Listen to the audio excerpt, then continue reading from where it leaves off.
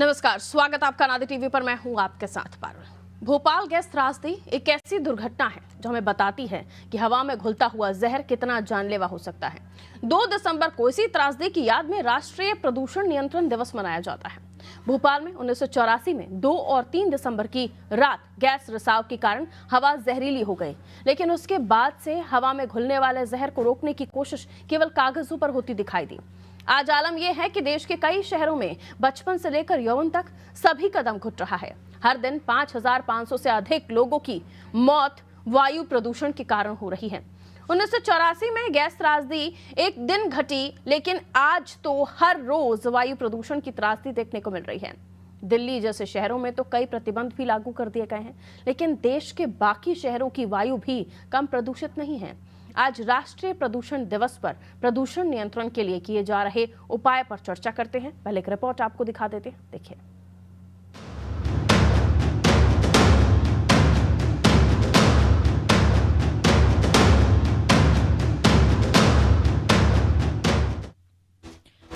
साल 1984 में हुई भोपाल गैस त्रासदी में जान गंवाने वाले लोगों की याद में हर साल 2 दिसंबर को भारत राष्ट्रीय प्रदूषण नियंत्रण दिवस मनाता है। इस दिन को मनाने का मकसद प्रदूषण नियंत्रण को लेकर लोगों को जागरूक करना है और स्वास्थ्य वातावरण के प्रति लोगों को सजग करना भी है। आज ही के दिन 1984 में भोपाल की यूनियन कार्बाइड फैक्ट्री से निकली जहरीली गैस ने हजारों लोगों की जान ले ली थी। इस गैस के प्रभाव से आने वाले कई सालों तक लोगों को श्वसन और त्वचा संबंधी अनेक दिक्कतों से दो चार होना पड़ा था। इस जहरीली गैस ने पर्यावरण को भी कई तरह से नुकसान पहुंचाया था, जिससे वायु प्रदूषण और जल प्रदूषण अपने चरम पर पहुंच गया था। ऐसे में भविष्य में इस तरह की त्रासदी ना हो, ये सुनिश्चित करने की तरफ कदम उठाए गए थे। वर्तमान में भी यही कोशिश की जाती कि पर्यावरण को दूषित होने से रोका जा सके। दिल्ली का हाल ही इस बात की गवाही देता है कि प्रदूषण लोगों की जान के लिए कितना खतरनाक होता है और क्यों इसे रोकने पर जोर देना आवश्यक है। National health portal of India के अनुसार दुनिया में हर साल तकरीबन 70 लाख लोगों को वायु प्रदूषण के चलते अपनी जान गंवानी पड़ती है। इनमें से 21 लाख लोग भारत के होते हैं।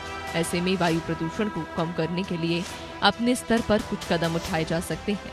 भारत में वायु प्रदूषण कितना चिंताजनक है, इसका अंदाजा इससे लग सकता है कि हर रोज 5 साल से कम उम्र के 464 बच्चों की मौत प्रदूषण से हो रही है। अमेरिका की हेल्थ इनफैक्ट इंस्टीट्यूट की report state of global air 2024 में ये दावा किया गया है कि दिल्ली में तो प्रदूषण नवंबर माह में WHO के सुरक्षित स्तर से 50 गुना तक पहुंच गया, जो कि घातक से ज्यादा खतरनाक प्लस श्रेणी में आता है। जिसके बाद राजधानी में सांसों पर खतरा देखने हुए वायु प्रदूषण रोकने के लिए ग्रेप 4 स्तर के प्रतिबंध लागू करते हुए बच्चों के स्कूल ऑनलाइन कर वर्क फ्रॉम होम के आदेश जारी कर दिए गए। 27 नवंबर से स्कूल तो खोल दिए गए, पर ग्रेप 4 के प्रतिबंध अभी भी लागू हैं, पर मौत नहीं रुक रही। लेसेंट के एक हालिया अध्ययन के अनुसार 2000 से 2019 के बीच भारत में पराली जलाने से होने वाले वायु प्रदूषण के कारण पैदा हुई स्वास्थ्य समस्याओं के कारण कम से कम 25 लाख लोगों की मौत हो गई।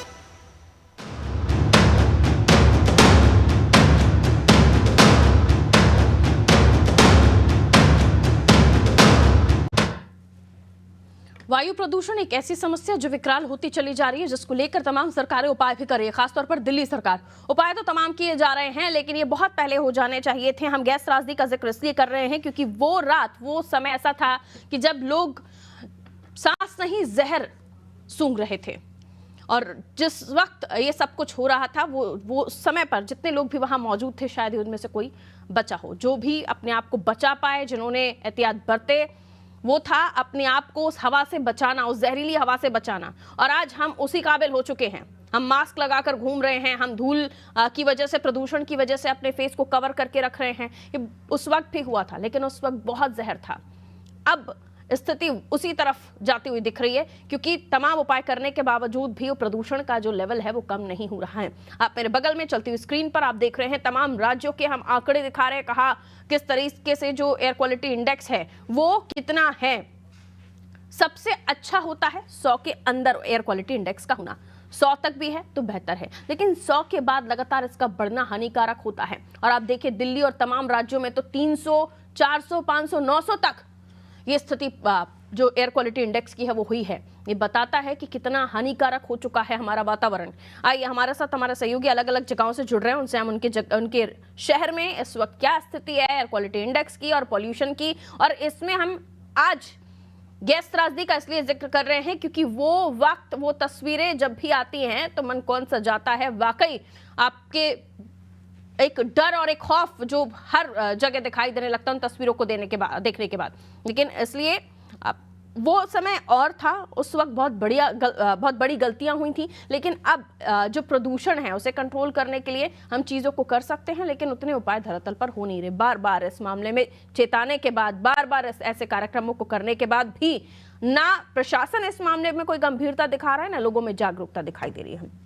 योगेश हमारे साथ जुड़े हुए हैं, नहीं योगेश जुड़े हुए हैं हमारे साथ इंदौर से, और इसी के साथ सोमनाथ हमारे साथ जबलपुर से जुड़े हुए, सतीश हमारे साथ लखनऊ से जुड़े हुए। सबसे पहले मैं इंदौर का रुख कर लेती हूँ। जैसे कि दिल्ली बड़ा स्टेट है, वैसे इंदौर बड़ा शहर है, और जितनी गाड़ियों की बात की जाए तो व्यस्ततम सड़कें यहाँ पर भी दिखाई देती हैं, ट्रैफिक बहुत है।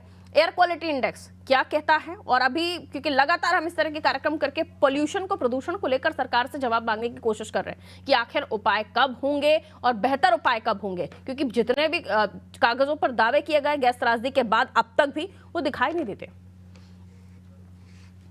देखिए, पर इंदौर शहर में अगर एयर क्वालिटी इंडेक्स बात की AQI की बात करें तो बहुत ज्यादा हद तक बिगड़ चुका है इंदौर का पॉल्यूशन भी।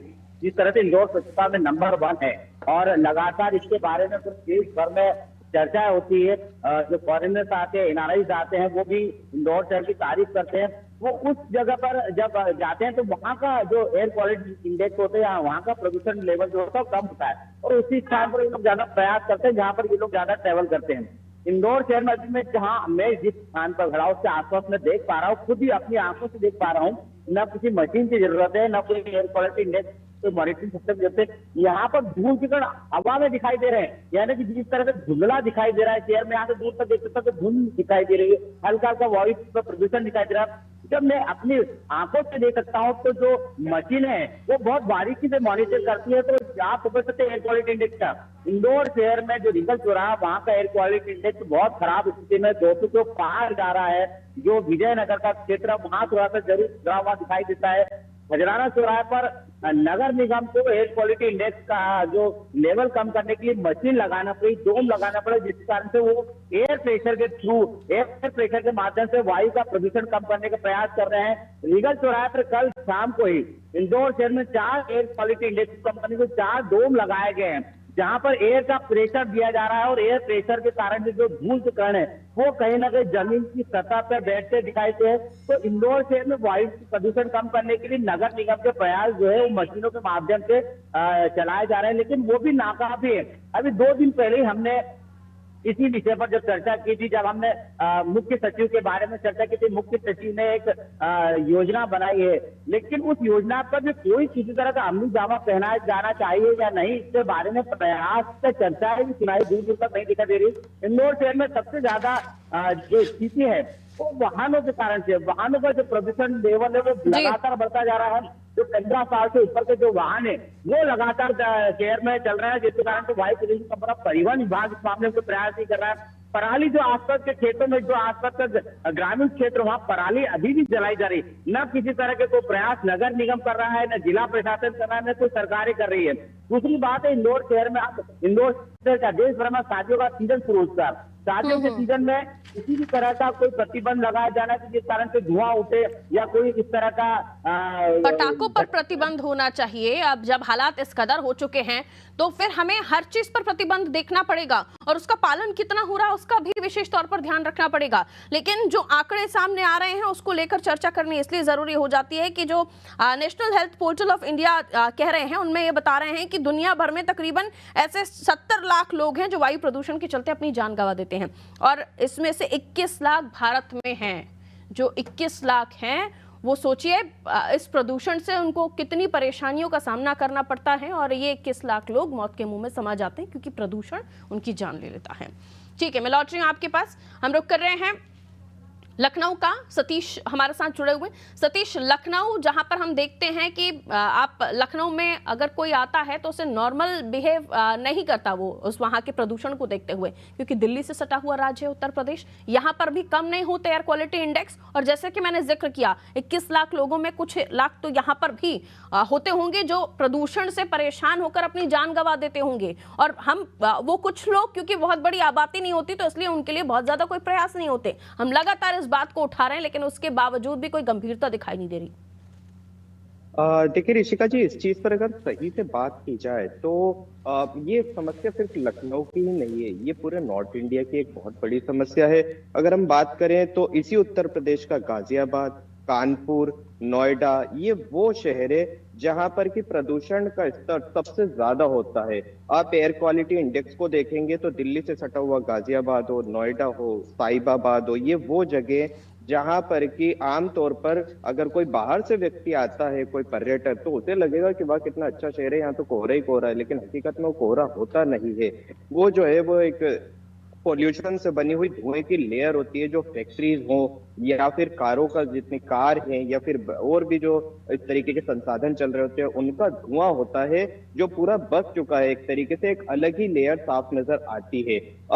जिस तरीके से बात की जाए यूनियन कार्बाइड की, आज वो दिन है जिसको देख करके काफी हमें अफसोस भी होता है उस रात का। तो उस रात जो एक भूल हुई थी जिस कारण जो है गैस का रिसाव हुआ था, वो तो एक भूल थी, लेकिन हम एक बार अगर उसी चीज से सीखे तो क्या हम कहीं ना कहीं डेली ये भूल नहीं कर रहे हैं। ये मैं इसलिए बोल रहा हूँ क्योंकि दिल्ली में लॉकडाउन लगने से पहले ही मेरी बात एम्स के डॉक्टर से हुई थी। इसके साथ ही यहाँ केजीएमयू में इस विषय पर काफी बात होती है, तो उनका ये साफ साफ कहना होता है कि हम जो है कई सारी परेशानियों से जो है पीड़ित है यहाँ पर, और ये डॉक्टरों की पीड़ा है। उसकी वजह ये कि उनका साफ ये कहना होता है कि देखिए हम उस देश में जहाँ पर जनसंख्या एक बड़ा विषय होता है, इसके अलावा जो है यहाँ पर उतने संसाधन नहीं होते हैं, और ऐसे में ये जो गाड़ियां जो धुआं कर रही होती है, पटाखे जो चल रहे होते हैं, शादी के मौसम में आमतौर पर देखा जाता है एक नॉइज पोल्यूशन बहुत ज्यादा होता है, और उस साउंड पोल्यूशन के पीछे ही चलता है एक डीजल से चलने वाला जनरेटर, वो काफी समस्या दे रहा होता है, धुआं काफी पैदा करता है। तो इससे जो है आज की तारीख में जिस तरीके से नई नई बीमारियां पैदा हो रही है, जैसे कि आमतौर पर आज से 30 या 40 साल पहले ये देखा नहीं जाता था कि बच्चों को जो है दिल में छेद हो रहा है, और नवजात शिशु जो है वो दिल में छेद लेकर के बच्चा पैदा जो होता था उसमें उनके साथ ऐसी समस्याएं थी। इसके साथ ही अस्थमा की एक बहुत बड़ी समस्या होती है, फेफड़ों की एक बहुत बड़ी समस्या होती है। इसमें मैं एक तरफ और भी एक चीज का रुख करना चाहूंगा जो हमेशा डॉक्टर हमें बताते हैं कि एक ये तो वो पोल्यूशन है जो हमें साफ नजर आता है, एक वो पोल्यूशन है जो किसी को नजर नहीं आता, वो है सिगरेट का धुआं, जो आमतौर पर इस लखनऊ के अंदर मैं बात करूं या दिल्ली के अंदर बात करूं या कई कई शहर है, ये पूरे देश में देखा जाता है।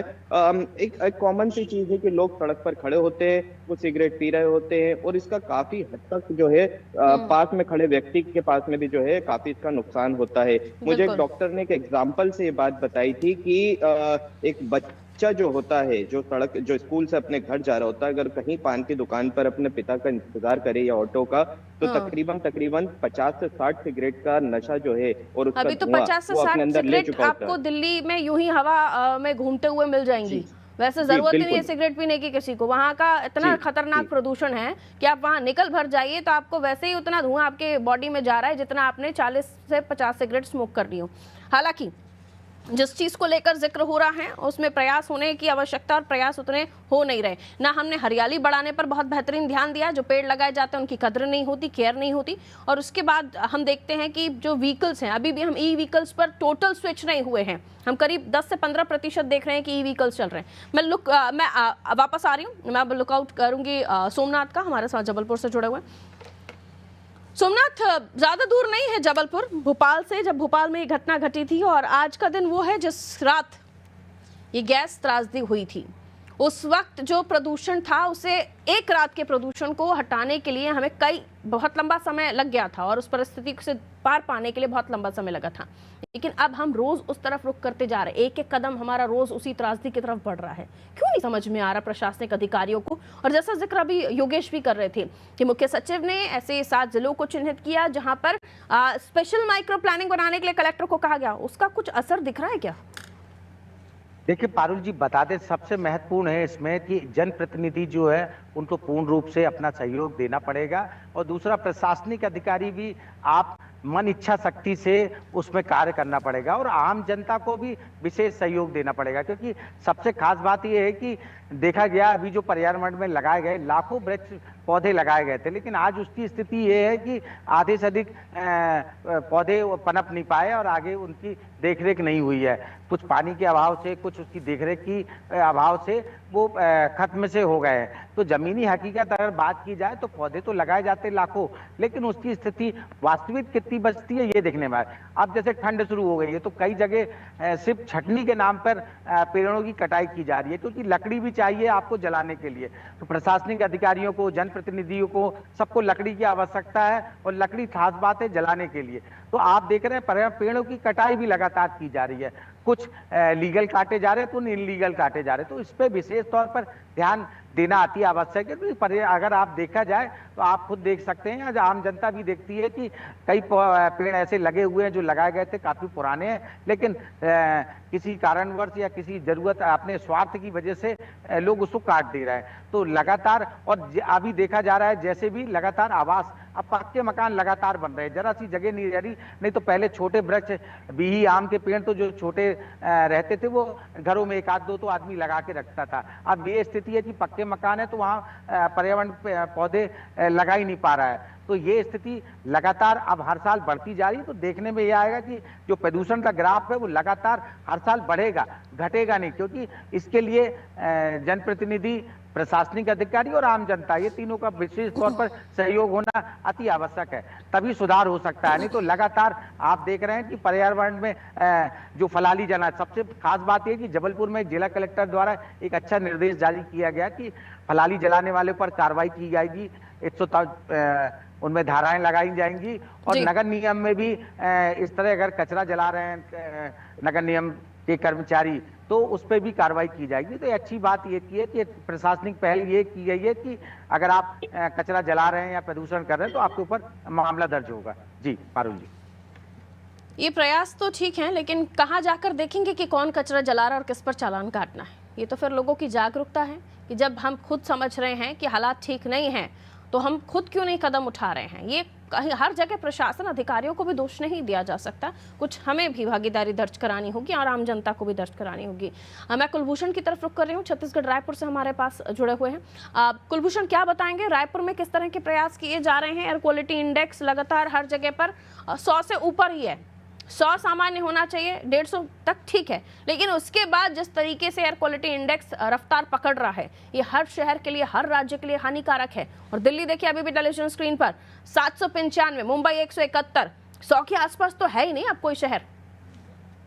बिल्कुल, एक चीज तो साफ है कि जिस तरह से दिल्ली में जिस तरह प्रदूषण है उससे छत्तीसगढ़ भी कहीं पे अछूता नहीं है। और अभी हाल ही के दिनों में ही राजधानी रायपुर में प्रदूषण को लेकर यहाँ पर जो है वो जांच की गई थी, और जांच रायपुर के 4 शहरों के 4 अलग अलग इलाकों में की गई थी। अगर मैं बता दूं, रायपुर के भाटागांव स्थित सिरतरा जनता कॉलोनी एम्स ऐसा 3-4 जगहों पर अलग अलग जांच की गई थी, जिससे एक रिकॉर्ड एक निकल कर सामने आया था। और अब एयर क्वालिटी इंडेक्स की अगर मैं बात करूं तो ये भी अब धीरे धीरे बढ़ता जा रहा है, 100 के पार तो पहुंच ही गया है, 105-110 के करीब तो उसी समय था।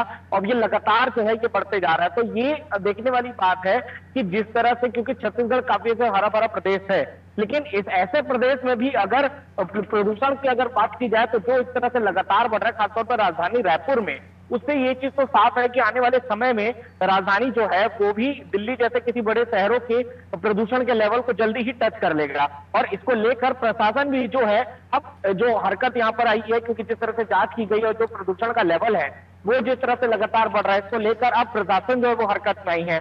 अब लोगों को जागरूकता की बातें कर रही है, ये अलग अलग जो मुहिम अब चलाए जा रहे हैं, लेकिन अब ये देखना ये होगा कि कितनी ये कारगर साबित होते हैं, क्योंकि अब तक कोई खासा अहम इंतजाम तो इसको लेकर नहीं किए गए। और चूंकि ठंड का समय है और ठंड में कोहरा है, पिछले कुछ दिनों से राजधानी में भी यहाँ पर कोहरा छाया हुआ है, और कोहरे के दौरान और ठंड के समय पर जो प्रदूषण का जो हवा होता है ये काफी नुकसानदायक होता है, आम जनता के लिए भी काफी नुकसानदायक होता है। यकीनन तौर पे आम जनता का भी ये फर्ज बनता है कि सबसे पहले वो अपनी सेफ्टी खुद अपने हाथ में रखें, अपनी जिम्मेदारी खुद निभाएं, और इस जो प्रदूषण जिसका है जितना है तो कहीं भी खुले जगह में कहीं भी कचरे ना जलाएं, किसी भी प्लास्टिक की चीजों को कहीं भी ना जलाएं, क्योंकि अधिकतर देखा जाता है कि गर्मी के समय में जो खुले में जो लोग रहते हैं वो कहीं भी आग जला लिया करते हैं, चाहे उसमें प्लास्टिक डाल रहे हो, टायर हो, किसी भी चीज को लेकर वो डाल देते हैं। तो इन सब चीजों के बारे में ध्यान रखना जरूरी है। प्रशासन के साथ साथ और खुद लोगों को भी इन चीजों के लिए जागरूक करना जरूरी है। हालांकि अब सरकार इन चीजों को लेकर, पर्यावरण विभाग जो है इन चीजों को लेकर मुहिम जरूर चला रही है, लेकिन अब ये देखना ये होगा कितना ये कारगर है कि कि अगले साल तक इसके जो आंकड़े हैं वो 150-200 के पार भी जा सकते हैं। तो ये देखने वाली बात होगा कि कितने कारगर ये जो आंकड़े हैं ये शामिल होते हैं, क्या इसमें सरकार की जो मुहिम है कितना सफल होता है, ये देखने वाली बात होगी। जी, एक तो हर जगह हम बात करते हैं इंफ्रास्ट्रक्चर डेवलपमेंट की, हर जगह हम बात करते हैं कि लोगों को रोजगार मिले, तो वहाँ पर कुछ फैक्ट्रीज इंडस्ट्रीज का डेवलपमेंट हो, और उनसे हम एक तरफ हमको ये भी चाहिए और दूसरी तरफ जो फैक्ट्रीज इंडस्ट्रीज हैं वो भी संचालित हों। लेकिन इन फैक्ट्रीज इंडस्ट्रीज से निकलने वाला वेस्ट, वो उनके पैमाने भी तय हैं, क्या उनके प्रोटोकॉल से उनका पालन उन्हें करना है, लेकिन कहीं भी इसका पालन नहीं हो रहा है। ये एक पॉइंट जिस पर मैं अब आप लोगों की प्रतिक्रियाएं चाहूंगी। आपके शहरों में, आपके राज्यों में ऐसे कौन से फैक्ट्रीज इंडस्ट्री संचालित हो रहे हैं जिनको लेकर नॉर्म्स तो हैं लेकिन पालन नहीं हो रहा है? सबसे पहले सतीश आप बताइए।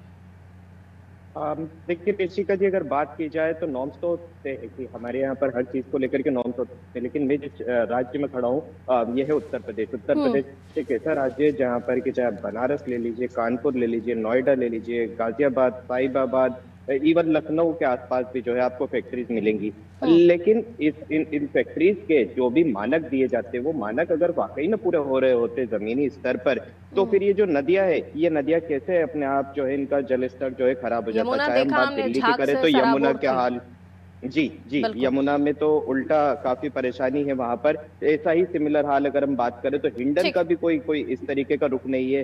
गोमती नदी की अगर हम बात करें तो वो भी उसका स्तर काफी गिरता जा रहा है। तो ये तो अपने आप साफ दिख रहा है कि हाँ, यहाँ पर जो है हवा प्रदूषित और खाना तो वैसे भी अच्छा नहीं है। जाए तो एक आम जनजीवन किस तरीके से अच्छा बताया जाए, पॉसिबल ही नहीं। खैर, मैं अपनी संक्षेप में प्रतिक्रिया देते जाइएगा। सोमनाथ जी, बता दें, जबलपुर की बात की जाए तो जबलपुर में भी जो प्रदूषण का ग्राफ है, जैसे रिछाई फैक्ट्री है, धारताल है, वहाँ भी कुछ फैक्ट्रियां जो संचालित हो रही है। सबसे बड़ी बात है जो जिलेटिन फैक्ट्री है नर्मदा तट के किनारे है, उसमें भी काफी प्रदूषण हो रहा है। तो प्रशासन को ये चाहिए कि इसको बीच बीच में इनकी जांच करना चाहिए और लगातार अगर ज्यादा प्रदूषण हो रहा है तो कार्रवाई होना चाहिए। जी, योगेश अनम्यूट कीजिए। योगेश अनम्यूट, योगेश का ऑडियो नहीं आ रहा। हाँ योगेश, जल्दी जल्दी। और जैसे इंदौर आर्थिक राजधानी और औद्योगिक क्षेत्र की बात करें तो सागर बहुत बड़ा इंडस्ट्रियल एरिया है जो इंदौर से लगा हुआ, इंदौर शहर के अंदर है सागर क्षेत्र जो है। उसके अलावा पीथमपुर पास में लगा हुआ है। हम आपको बता दें इंदौर की कहानी है, सरस्वती नदी को एक समय पे यहाँ पर नदी में नाव चला करती थी। लंबे समय से इंदौर शहर के नागरिक और इंदौर शहर के समाज से लोग इस बात के लिए लड़ रहे कि आखिर कान नदी नाला कैसे बन गई, और इसमें 1000 करोड़ के ऊपर, यानी कि 1000 करोड़ तो लग चुका है। 500 करोड़ का एक और प्रोजेक्ट लाया गया जिसको कान नदी को साफ करना है। आप अंदाजा लगा सकता है कितना वेस्ट इंडस्ट्रीज एरिया से निकलता है और वो इन छोटे छोटे रास्तों से नदियों में जाता है, नदियों को नाला बना देंगे। प्रदूषण नियंत्रण का कोई रूल लागू नहीं होता तो शायद इस पर ध्यान दिया जाता, नदियां नालों में तब्दील ना हो रही होती। एक शॉर्ट कमेंट कुलभूषण, फिर इजाजत लूंगी आप लोगों से। बिल्कुल, छत्तीसगढ़ जो है कोयला स्टील के यहाँ पे बड़ी बड़ी फैक्ट्रियां हैं और राजधानी रायपुर में बात करूं तो सिलतरा उरला के जो क्षेत्र हैं, खासतौर पर पचपुड़ी नाका के जो क्षेत्र, यहाँ पे प्लास्टिक और स्टील के कई एक्टिव फैक्ट्रियां हैं जिसमें प्रदूषण को लेकर बिल्कुल भी पुख्ता इंतजाम वहां पर नहीं किए गए हैं। प्रशासन द्वारा भी यहाँ पर जांच की जाती है, लेकिन सामने तरीके में घूस देकर या फिर कुछ बातों को इसमें देकर प्रशासन को भी वहां से वापस लौटाते हैं, तो पूरी जो कार्रवाई होती है जिस तरह से होनी चाहिए वो नहीं हो पाती है। जी, बहुत शुक्रिया आप सभी का। भारत में जो national health portal of India की रिपोर्ट कह रही है वो ये कह रही है कि 21 लाख लोग जो प्रदूषण है, जो हवा जहरीली हो गई है उसकी वजह से उनकी मौतें हो जा रही। ये अपने आप में बहुत खतरनाक आंकड़ा है और उनमें मरने वालों की संख्या जो बच्चों की है वो 464 है। अभी भी नहीं सुधरे तो ये जहरीली हवा आपको लील लेगी और फिर उसके बाद आप किसी को दोष नहीं दे पाएंगे। नदियाँ प्रदूषित हो रही हैं, हवा प्रदूषित हो रही है, भोजन में वैसे भी केमिकल्स आपको मिल ही रहे हैं और उसके अलावा ऑर्गेनिक चीज़ों की तरफ लोग रुख कर रहे हैं, लेकिन सभी के बस की बात नहीं ऑर्गेनिक चीज़ें खाना। ख्याल रखिए, जितना हो सके अपने भी प्रयास कीजिए। हर बार दोष हम प्रशासन को या उनको क्या कर रहे हैं क्या नहीं कर रहे हैं ये नहीं कह सकते, लेकिन हाँ, उनकी अपनी ड्यूटीज़ हैं, उनके अपने कर्तव्य हैं, और जहाँ प्रोटोकॉल्स हैं, नॉर्म्स हैं, जो नियम है, उनका पालन कराना भी उनका कर्तव्य है। अगर किसी फैक्ट्री इंडस्ट्री से चिमनी से निकलने वाला धुआं अगर जहरीला है तो उसे रोकना ही होगा, इसमें जनता कुछ नहीं कर सकती। हाँ, जनता ये कर सकती है कि आप कचरा ना जलाएं, आप टायर ना जलाएं, आप अलाव ना जलाएं, तंदूर जहां देखे उसको लेकर कंप्लेन कर सकते हैं, सिगरेट कोई जलाता हुआ दिख रहा है उसको नो कह सकते हैं। ये आपका भी अधिकार है और आपके भी कर्तव्य हैं जिसको लेकर जागरूक होना होगा। दीजिए इजाजत, नमस्कार।